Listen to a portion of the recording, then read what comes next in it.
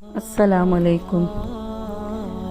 ആരെയും മനസ്സ് കവരാൻ വേണ്ടിയിട്ടുള്ള ഒരു സൊല്യൂഷനാണ് ഞാൻ നിങ്ങളുടെ മുമ്പിൽ പറയുന്നത്. മിക്ക വീടുകളിലും ഇന്ന് ദാമ്പത്യ ബന്ധം തകർന്നു പോയതും കുടുംബ ബന്ധം തകർന്നു പോയതും മാതാപിതാക്കൾ മക്കൾ ആയിട്ടുള്ള ബന്ധം തകർന്നു പോയതും ഒക്കെയാണ് ഇപ്പോൾ നമ്മൾ കേൾക്കാൻ ഇടവരുന്നത്. അത്തരം സാഹചര്യത്തിൽ നിങ്ങൾ ചെയ്യേണ്ട കാര്യങ്ങളാണ് ഞാനിവിടെ പറയാൻ പോകുന്നത്.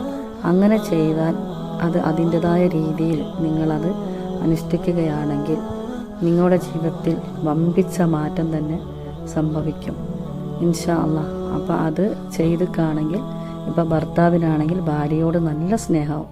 ഇനി ഭാര്യയാണ് അത് അനുഷ്ഠിച്ചെങ്കിൽ ഭർത്താവിന് ഭാര്യയിലേക്ക് സ്നേഹിക്കാനുള്ളൊരു മനസ്സ് ഉണ്ടാവുക തന്നെ ചെയ്യും. അതുപോലെ ജോലി ചെയ്യുന്ന സ്ഥലത്താണ് മേലാധികാരിയിൽ നിന്നും ഒരു അനുകമ്പയും അലിവും അവരിൽ നിന്ന് കിട്ടാവുന്ന ശമ്പളക്കയറ്റവും അങ്ങനെയൊക്കെ നമുക്ക് നേടിയെടുക്കാൻ പറ്റും. ഇനി മക്കളാണെങ്കിലോ ചില മക്കൾ മാതാപിതാക്കൾ അനുസരിക്കാത്ത കുട്ടികളായിട്ട് വളരുന്നുണ്ട്.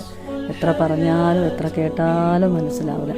അപ്പം അങ്ങനത്തെ മക്കൾക്ക് നമ്മളോട് അലിവും സ്നേഹവും ഒക്കെ മാതാപിതാക്കൾ ഉണ്ടാവാൻ വേണ്ടിയിട്ട് എന്താണോ നിങ്ങളുടെ കാര്യം നേടിയെടുക്കേണ്ടത് വെച്ചാൽ അത് നിങ്ങൾ മനസ്സിൽ നിയ്യത്താക്കി വെച്ചുകൊണ്ട് നിങ്ങൾ ചെയ്യേണ്ടത് സൂറത്തുൽ ഫാത്തിഹയിലെ ഓരോ ആയത്തിനും അതിൻ്റെ എണ്ണം വെച്ചിട്ട് ഓരോ ദിവസങ്ങളിലായിട്ട് ചെല്ലേണ്ടതാണ്.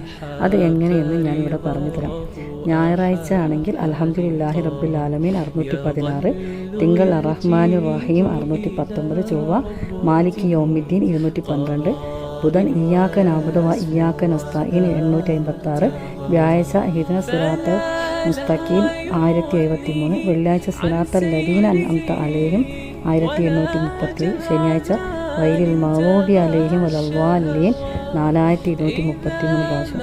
അങ്ങനെ നിങ്ങൾ അതിൻ്റെതായ ദിവസം എടുത്ത് അതിൻ്റെതായ വരികൾ, അതായത് ഫാത്തിഹയിലെ ഓരോ വരികളും നിങ്ങൾ അങ്ങനെ ഓതി പോരുകയാണെങ്കിൽ നിങ്ങളുടെ ലൈഫിൽ നല്ല മാറ്റം, ഒരുപാട് മാറ്റങ്ങൾ ഉണ്ടാവും.